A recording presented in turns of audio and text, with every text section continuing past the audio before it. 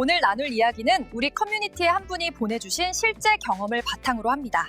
사생활 보호를 위해 이름은 변경되었습니다. 이런 콘텐츠가 당신의 마음에 와 닿는다면 구독하고 좋아요를 눌러주세요. 당신의 의견은 우리가 함께 성장하는 데 도움이 됩니다.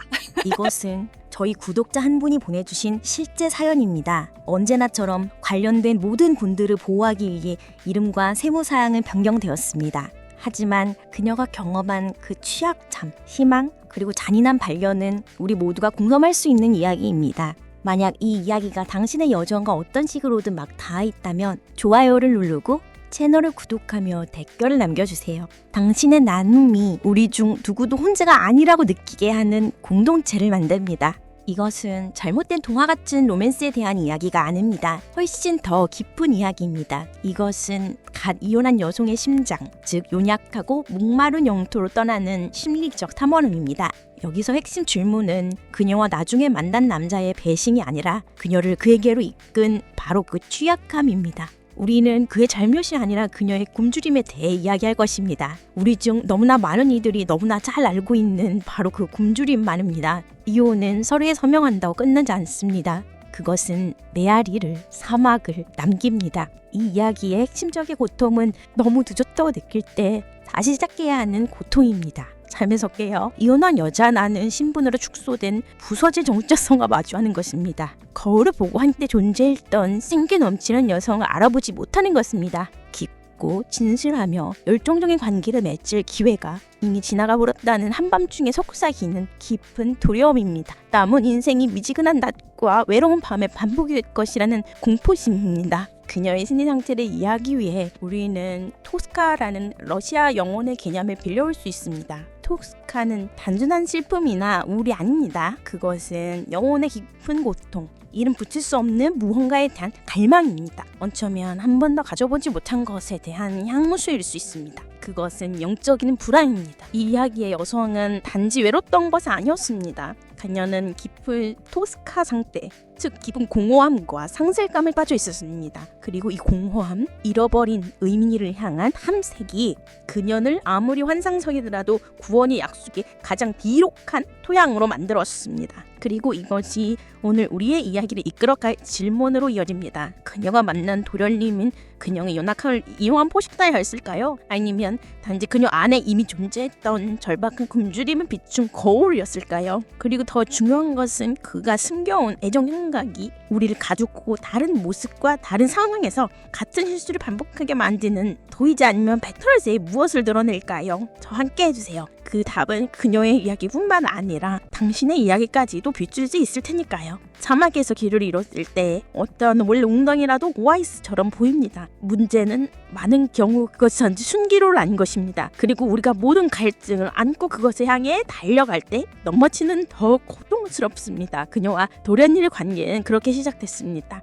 오아시스라는 약속과 함께 이혼 후의 상태는 그녀만의 감박이었습니다. 그녀는 보이지 않고 원하지 않는 그리고 실패한 이야기로 축소된 정체성을 느끼고 있었습니다. 그때 그가 나타납니다. 도련님, 잘생기고 성공했고 생기가 넘칩니다. 그는 그녀에게 단지 관심을 준 것이 아니라 구조를 제안했습니다. 그는 그녀를 이유녀가 아니라 매력적인 여성으로 보았습니다. 그는 단지 러브를 제안한 것이 아니라 새로운 신분, 새로운 살, 인정의 약속을 제안했습니다. 개가 내민서는 단지 연인의 성이 아니었습니다. 그것은 그녀를 그 하막이나 꺼내대쇼 살아있는 자들은 땅으로 다시 데려다 줄 것이라는 약속하는 구원자의 성이었습니다. 진리의 끝으로 일어난 것은 역피그말리언 효과의 전능적 행사이었습니다. 신화에서 피그말리언을 완벽한 여성을 조각받고 자신이 창조한 물과 사랑에 빠졌습니다. 그녀의 경우는 그 반대였습니다. 그녀는 눈앞에 있는 그 실제 남자 사랑에 빠진 것 아니었습니다. 그녀는 그를 백지 대리석 말 덕리고 사용했고 자신을 구해줄 이데라 남자의 모든 과지를 그에게 도용하고 조각했습니다. 그녀는 자신의 마음속을 묵적 만든 조각성과 사랑에 빠졌습니다. 과거의 모든 상처를 치유하고 모든 조용과 기도에 대한 응답을 상징하는 조각성 말입니다. 그리고 여기에 반직관적인 발견이 있습니다. 근본적인 문제는 그녀가 사랑받고 싶어하는 욕망이 아니었습니다. 사랑받고 싶은 욕망은 인간적이고 건강합니다. 문제는 다른 사람에 의해 고쳐지고 싶어하는 그녀의 절박하고 거의 필사적인 필요성이었습니다. 처음에 그녀가 느꼈던 압도적인 열정의 강도는 그녀가 생각했던 것처럼 그들 관계의 기표를 나타내는 신호가 아니었습니다. 사실 그것은 그녀 자신의 공허함의 깊이를 나타내는 증상이었습니다. 영혼의 구멍이 클수록 우리는 그것을 채울 무언가나 누군가를 더 필사적으로 찾게 되고 우리가 찾은 것을 더 영화롭게 만듭니다. 이 패턴을 인식하는 것이 진정한 치유를 향한 첫걸음이자 가장 어려운 걸음입니다. 그것은 잔인한 자기 분석을 요구합니다. 우리가 스스로에게 할 질문은 이것입니다. 나는 파트너를 찾고 있는가 아니면 치료사를 찾고 있는가? 동등하게 내 옆에서 걸어갈 사람인가 아니면 상처 입은 아이처럼 나를 안아줄 사람인가? 파트너와 구원자를 구별하는 것이 감정적 의존성의 순환을 깨고 다른 사람들과 같은 독성 관계를 반복하는 것을 멈추는 열쇠입니다. 그녀의 상황을 가장 잘 설명하는 이유는 집에 대한 것입니다. 이혼은 그녀 내면의 집의 기초를 흔든 지진이었습니다. 벽은 금이 같고 구조는 불안정했습니다. 그리고 그녀는 소매를 걷어붙이고 자신의 기초를 수리하고 자신의 벽을 강화하는 어려운 일을 시작하는 대신 더 쉬운 일을 했습니다. 그녀는 이웃집 감별하게 온전히 기대려고 했습니다. 더 빠르고 더 안전해 보였습니다. 하지만 그녀는 그의 담벼락을 점검하기 위해 멈추지 않았습니다. 겉보기 아무리 아름다워 보여도 이웃집 담벼락 역시 이미 무너지기 직전이라는 것을 알아차리지 못했습니다. 이런 상황에서 우리가 스스로에게 던지는 가장 잔인한 질문 중에 하나는 어떻게 내가 못 봤을까? 어떻게 그렇게 눈이 멀 수 있었을까입니다. 진실은 아마도 우리의 심리가 아니라 우리의 생물학에 있을 것입니다. 그녀가 느꼈던 그 압도적인 강렬함, 운명처럼 보였던 그 연결은 단지 감정이 아니었습니다. 그것은 상처 입은 뇌의 실험실에서 만들어진 강력한 화학적 칵테일이었습니다. 그녀의 혐오는 명백했습니다. 그녀는 몇 년, 어쩌면 평생 느껴보지 못한 방식으로 그에게 연결되어 있다고 느꼈습니다.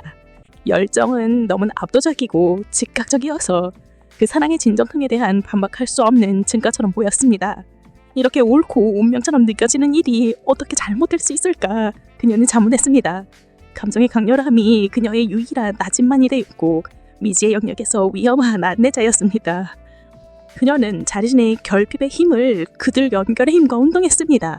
그리고 이것은 우리 자신의 뇌가 우리를 저지르게 만드는 혼란입니다. 고통스러운 이혼과 같은 관계 트라우마 후 뇌는 쾌고 경계 상태에 들어갑니다. 위협감지센터인 편도체는 과활당화됩니다. 동시에 몸은 산창 입은 뇌사람적인 생산이 되어서 안전과 연결을 갈망합니다. 도련님이 그의 애정, 관심, 인정을 가지고 나타났을 때 그녀의 뇌는 정상적으로 반응하지 않았습니다. 그것은 유대감과 신뢰의 호르몬인 옥실토신과 프라게의 능률 전달 물질인 도파민들 다시한 물질을 촉발했습니다. 이 화학적 칵테일은 강력한 무성에 믿습니다. 그것은 비판적 사고, 장기 계획, 윗 판단을 위한 도군의 크레이 등난 전두역적 비질의 진정제 역할을 합니다. 본질적으로 해점이 느껴져대인 그녀의 의형을 감시하는 능력을 납치한 거리입니다. 그리고 이것이 당신 자신의 열정을 보는 방식을 바꿀 수 있는 발견입니다.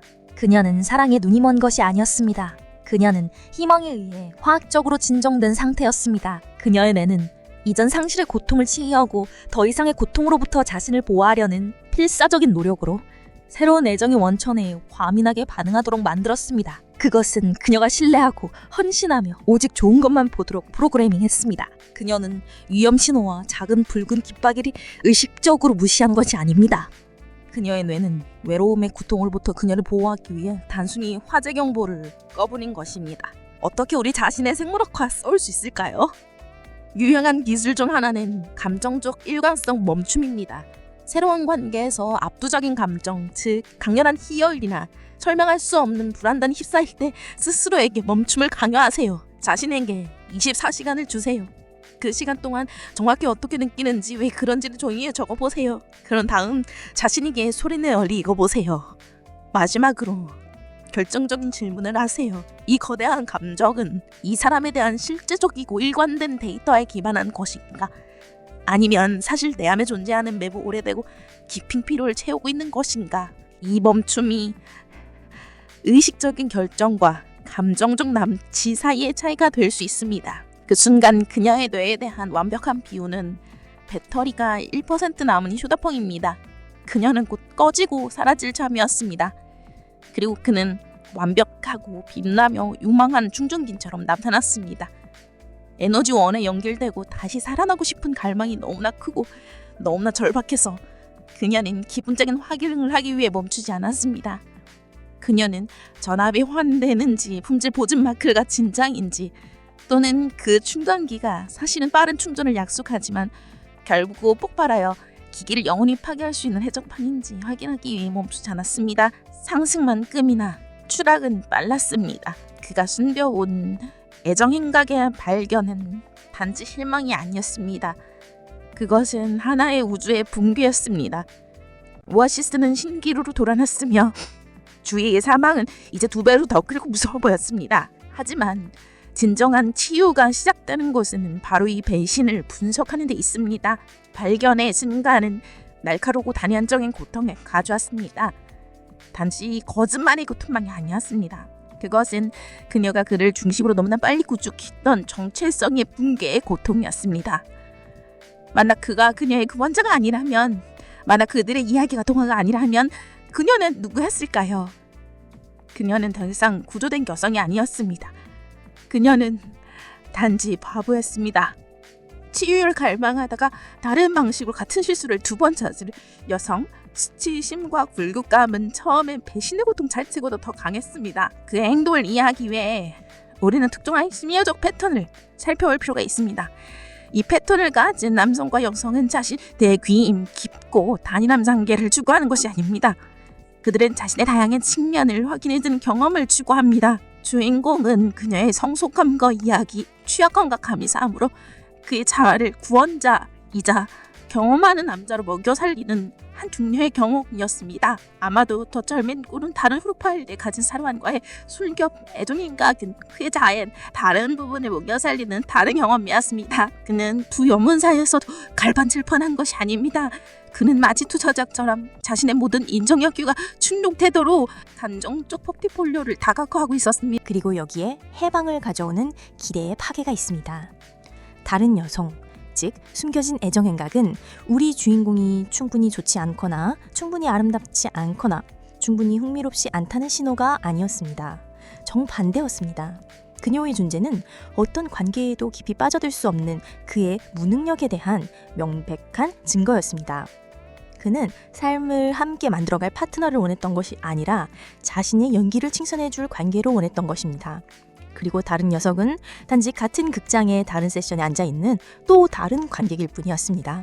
그녀의 존재가 우리 주인공의 가치를 떨어뜨린 것이 아니라 그의 공허함을 폭로한 것입니다. 이 인식은 마빈시키는 수치심을 힘을 실어주는 분석으로 바꿀 힘이 있습니다. 그녀는 파괴적인 질문인 그녀가 가진 것 중에 내가 가지지 못한 것은 무엇일까를 멈추고 건설적인 질문인 내면의 친밀감을 구축하는 대신 끊임없이 외구의 인정을 추구하는 남성의 패턴은 무엇이며 왜 나는 나의 취약한 상태에서 이 패턴에 그토록 자독처럼 끌리는가를 시작합니다. 책임은 죄책감의 문제가 아니라 자기 인식의 문제입니다. 초점은 그녀의 결함에서 그의 패턴으로, 그리고 더 중요하게는 그 패턴에 대한 그녀의 취약함으로 이동합니다. 마침내 모든 것을 이해하게 해준 이유는 박물관에 대한 것이었습니다. 그녀는 환상 속에서 그가 그녀에게 군전의 연세를 주어 그녀를 여왕으로 만들었다고 생각했습니다. 하지만 그때 그녀는 진실을 발견했습니다. 그는 여왕을 찾는 왕이 아니었습니다. 그는 자기 자신의 사적인 경험 박물관을 큐레이터였습니다. 그는 그녀를 성숙하고 세련된 여성 갤러리라는 아름다운 방에 두고 그녀를 감상했습니다. 하지만 그는 밤과 주말을 다른 갤러리에서 보내며 그의 콜렉션의 다른 작품들을 감상했습니다. 그녀는 결코 여왕이 아니었습니다. 그녀는 단지 중요하지만 대체 가능한 전시의 일부였을 뿐입니다. 둘러와인 박물관이 그녀에게 문을 닫았을 때 뒷다리를 얻으면 달랐습니다. 이혼의 우울한 공허함이 아니었습니다. 그것은 굴욕을 많이 털어온 압력, 가진 구덩이에 2번 따졌다는 느낌이었습니다. 하지만 때때로 가장 깊은 바닥에서 우리 삶의 가장 큰 도약을 위한 추진력을 찾습니다. 2번째 추락은 실수의 반복이 아니었습니다. 그것은 전환점이었습니다. 가장 명함한 첫 번째 유혹은 냉소주의에 빠져드는 거였습니다. 자신의 신정주의의 요새를 쌓고 나는 다시는 누구도 믿지 않을 거야 라고 선언하는 것, 관계에서 저주받았다고 진정한 사랑은 다른 사람들을 위한 판타지이지 자신을 위한 것이 아니라고 믿는 것. 2차 단, 다시는 취약하지 않겠다는 이 결정은 자기 보호의 한 형태로 보이지만 실제로는 영혼의 독방에 갇히는 종신선고입니다. 하지만 다른 일이 일어났습니다. 심리학에는 외딴무점 성장이라는 이름이 있습니다. 단순히 극복하거나 정상으로 돌아가는 것과는 다릅니다. 이것은 한 사람이 깊은 위기를 사용해서 자신을 고치는 것이 아니라 근본적으로 새롭고 더 강하고 더 의식적인 방식으로 자신의 세계관과 가치를 재건할 때 발생합니다. 첫 번째 추락, 즉 이혼은 그녀를 상처해보고자 여성들이 만들었고, 두 번째 추락, 그 배신은 훨씬 더 뚜렷하고 고통스러워서 이 성향의 촉매제가 되었습니다. 그녀는 구선자를 찾는 것을 멈추고 자기 자신을 찾기 시작했습니다. 그리고 여기에 마지막 해방적인 아이러니가 있습니다. 그녀를 속인 남자 도련님은 역술대우로 그녀의 가장 위대하고 가장 중요한 선인이었습니다. 전 남편은 그녀를 혼란과 낮은 자존감의 상태에 남겨주었습니다. 하지만 도련님은 그녀에게 사랑에 대해 가르치지 않았습니다. 그는 그녀에게 공허함의 정확히 공명에 대해 외과적 황질로 가르쳤습니다. 그는 그녀의 외부 검증이 안 된 의존성 환상을 믿을 준비가 되어 있음을 가르쳤습니다. 그의 가장 큰 배신은 그녀의 자기 인식을 위한 가장 큰 선물이었습니다. 그녀는 깨어진 물에 끝점으로써 마침내 그녀가 보고 싶어했던 반사가 아니라 정말 저라 자기 사진의 얼굴을 보게 만드는 고리였습니다. 그녀가 다음에 한 일은 우리 모두가 할 수 있는 일입니다. 패턴 매핑이라고 부를 수 있는 기법, 종이를 한 장 들고 3개의 열을 그리세요. 첫 번째 열에는 최근 파트너들에게서 가장 매력을 느꼈던 자질들을 나열하세요. 두 번째 열에는 실망했던 점, 관계가 잘 풀리지 않았던 이유들을 나열하세요. 그리고 가장 중요한 세 번째 열에는 그 각각의 사람들을 통해 당신이 채우려고 했던 깊은 감정적 필요가 무엇이었는지 적어보세요. 이 세 열에서 나타나는 패턴은 실패의 선고가 아닙니다. 그것은 당신의 개인적인 본물 지도이며 다른 사람에게 위임할 것이 아니라 당신에 의해 취해야 될 당신 내면의 영향을 정확히 가리키고 있습니다. 만약 이혼이 그녀를 잔해 속에서 무릎 꿇게 한 지짐이었다면 도련님과의 불륜과 그의 후속 배신은 그 후에 와서 남은 모든 것에 쓸어버린 쓰나임이었습니다. 그것은 절대적인 백처럼 보였습니다. 하지만 그녀와 익사지 않기에 필사적이었던 것은 바로 그 소금기만 혼돈시로며 폭력적인 쓰나미의 물속에서였습니다. 그녀는 마침내 수영하는 법을 배웠습니다. 혼자서 어떤 금형보츠도 기다리지 않고 자신의 발김으로. 그녀의 여정은 때로는 우리가 가장 사랑하는 환상을 포함하여 모든 것을 잃어야만 진정으로 중요한 단 한 가지를 찾을 수 있다는 것을 가르쳐줍니다. 그녀의 이야기의 끝은 새로운 사랑을 찾는 것이 아닙니다. 그것은 자기 자신의 인생의 사랑이 되는 겁니다. 뒤따른 고독은 달랐습니다. 더 이상 분노와 자기 연민으로 가득 찬 유기적 고독이 아니었습니다. 그것은 선택의 고독이었습니다. 이전에 그녀를 공포에 떨게 했던 침묵은 이제 백지, 즉 초대장이었습니다. 도전은 이 침묵을 다른 남자의 목소리가 아니라 그녀 자신의 멜로디로 채우는 것이 되었습니다. 그녀는 철학자 니체가 아모레 파티라고 불렀던 것, 즉 자신의 운명을 사랑하는 것을 실천하기 시작했습니다. 이것은 주동적인 친함이 아니라 일어난 모든 것, 모든 상처, 모든 실수, 모든 배신을 감사함으로 깨닫는 것입니다. 이 각각의 사건들이 그녀가 마침내 되어가고 있는 강하고 의식 있는 여성의 만듦에 필요하고 필수적인 재료였음을 인정하는 겁니다. 우리는 그녀가 모든 계속을 다시 살펴보았습니다. 요도의 추잡함과 그 토스카 같은 산종에서부터 구원자라는 환상의 투영, 삶의 수집자라는 고통스러운 발견과 그런 외상소 성장을 통한 최종적인 해방에 이르기까지. 그녀에게 진정한 행복은 좋은 남자를 만났을 때 시작된 것이 아닙니다. 그녀가 자기 자신만으로 너무나 완전하고 온전해져서 그녀의 삶의 남자의 존재가 필사적인 필요가 아니란 아름다운 도안이 된 그날 시작되었습니다. 그녀의 우선순위는 선택받는 것에서 선택하는 것으로 바뀌었습니다. 그녀는 이전에 남자를 해독하고 기쁘게 하는 데 쏟았던 같은 에너지로 자신에게 투자하기 시작했습니다. 수업을 듣고 지미를 잘 발견하고 혼자 여행하고 상담을 받았습니다. 그녀는 적극적이고 의식적으로 그녀 자신이 데이트하고 싶은 사람이 되어가고 있었습니다. 우리 모남은 인연이라고 염원들을 연결하는 운명의 수실에 대해서 이야기합니다. 그녀는 평생 동안 자신의 가장 중요한 인연이 자신을 완성시켜줄 파트너 한 남자와 연출되는 신뢰함을 테스트입니다. 여성은 그녀에게 가장 급진적인 진리를 가르쳐줬습니다. 가장 성스러운 인연은 아닌 여성 때문에 영혼과 연결되는 실이라는 것을. 그리고 그녀는 이해했습니다. 별실은 존경해줘야 지어지는 것이 아니라 순화진다 곤지다는 것을.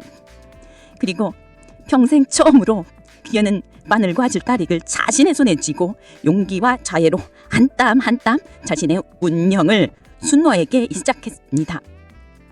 그리고 이렇게 저는 마지막 질문을 여러분에게 남깁니다. 당신은 운명인 당신의 인생에만 맞는 올바른 실을 건져주기 드려겠으냐? 아니면 파마르와 실카마르 항상 당신 손에 있었던 것을 이미 깨달았나요?